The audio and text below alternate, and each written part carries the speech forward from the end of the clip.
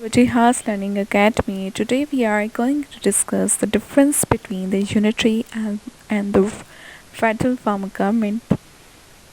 So let's start. Unitary form of government. A unitary form of government is a system of government in which all the powers reside in the central governing body or the central government. The central government is a supreme authority of powers in a unitary state. At present, most of the world's nations have a unitary system of government.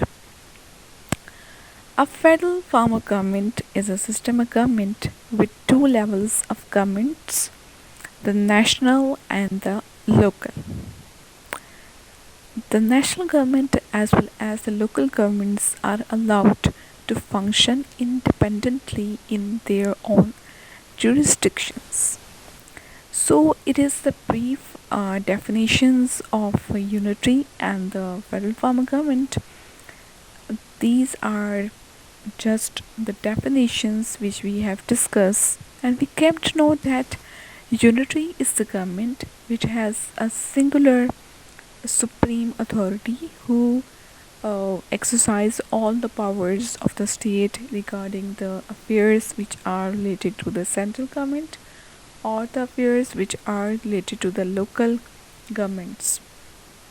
But in the case of the federal form of government, there is a dual system of government which exercise both powers, both level of governments. They enjoy equal powers independently and they function independently.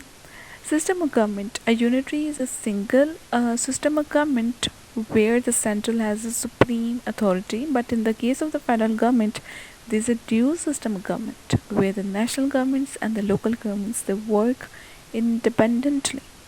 Division of powers. All the powers are incorporated within the central governing body. The powers are divided between the national and the local governments in the case of the federal.